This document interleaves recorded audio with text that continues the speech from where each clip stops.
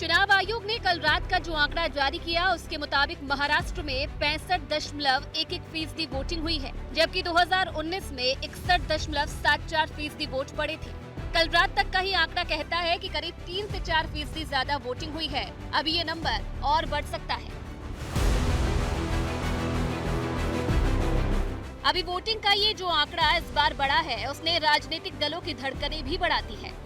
हर कोई अपनी अपनी सहूलियत के हिसाब से इसका विश्लेषण करने में लगा है।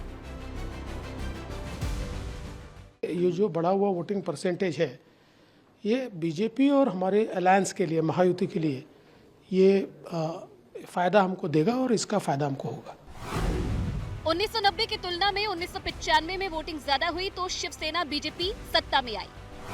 1999 की तुलना में 2004 में वोटिंग ज्यादा हुई तो कांग्रेस गठबंधन सत्ता में बनी रह गई।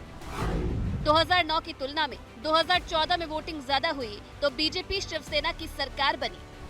2014 की तुलना में 2019 में वोटिंग ज्यादा हुई तो भी बीजेपी शिवसेना गठबंधन को बहुमत मिला।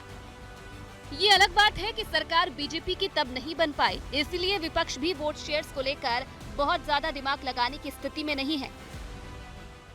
ग्रामीण इलाके में सबसे ज़्यादा वोटिंग हुई है और ये बहुत ही एक सांकेतिक है। भारतीय जनता पार्टी एक शहरी पार्टी है। ग्रामीण किसानों के लिए भारतीय जनता पार्टी ने कुछ नहीं किया।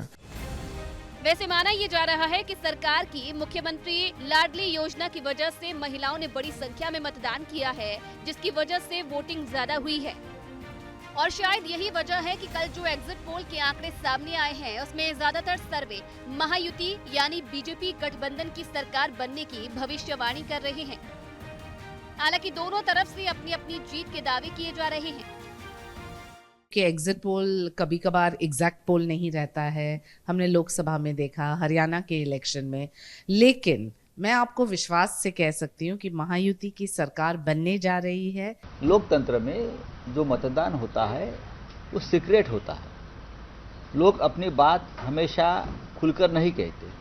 महाराष्ट्र में इस बार यही हुआ है। किसके दावे में कितना दम है ये पता लगने में अब कुछ ही घंटे बचे हैं। 23 नवंबर को एबीपी न्यूज पर सबसे तेज नतीजों से साफ हो जाएगा कि महाराष्ट्र में किसकी सरकार बनेगी।